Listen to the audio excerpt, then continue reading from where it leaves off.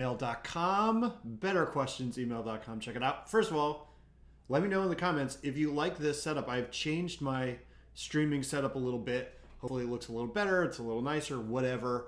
Today, because we're in this kind of mode of improvement and changing things and getting things better, let's talk about that, because there is kind of this image, I think, of when you want to try to make something better, whether it's a business or your creative output or even a relationship or whatever, there's this idea that we're going to improve across the board, right? We're going to get everything better kind of all at once. There's this kind of accumulation of small gains, right? So it's like I improve my marketing and my sales and my customer service and all this stuff. And that is great. That is a great idea.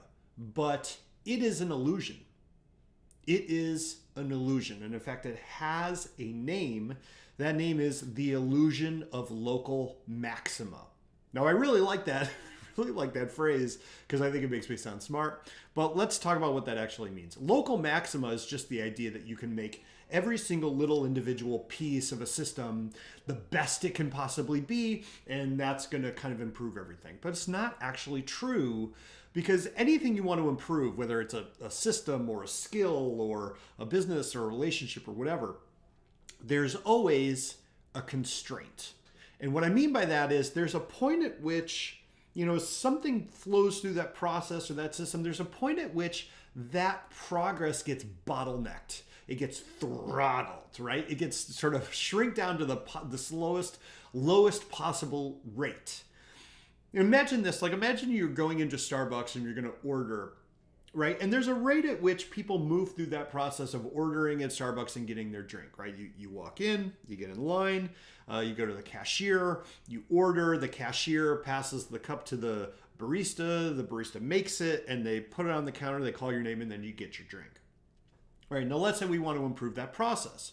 We walk in and we see that, okay, there's kind of a big line at the cashier and the baristas are making the drinks and they're processing the drinks pretty quick, right? So it becomes pretty obvious to us that the bottleneck here, the constraint, is the cashier. Maybe the cashier's new, maybe it's their first day, maybe the computer system's slow. There's something that is slowing down the system at that point at the cashier. Now, if I make the barista 2 times faster, does that improve the rate at which drinks get out of that system and onto into people's hands? No, it doesn't. It doesn't, because if the cashier doesn't speed up, it doesn't matter how fast the barista is. The cashier is the constraint. Now, what I want you to take away from this is that there is only ever, in any system, any process, there's only ever one thing you can really improve to make the whole system better, and that's the constraint. We can spend all of our time training the baristas to be faster, but if we don't speed up the cashier, if we don't speed up their computer or their skill in entering things in, none of that improvement actually affects the amount of drinks that get into people's hands.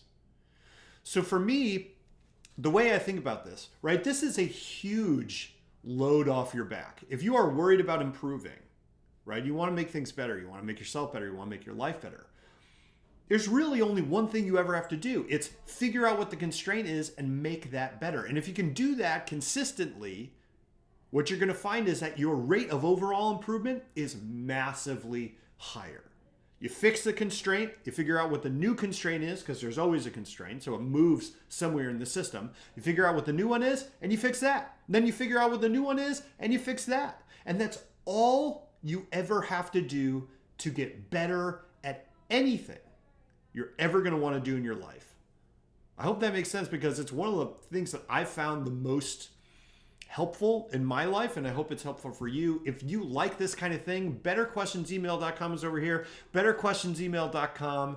Every week I send out one email about mental models, productivity, and more. I would love to have you. And this is Daniel Barrett signing off. All right. Cheers, everybody. Bye-bye.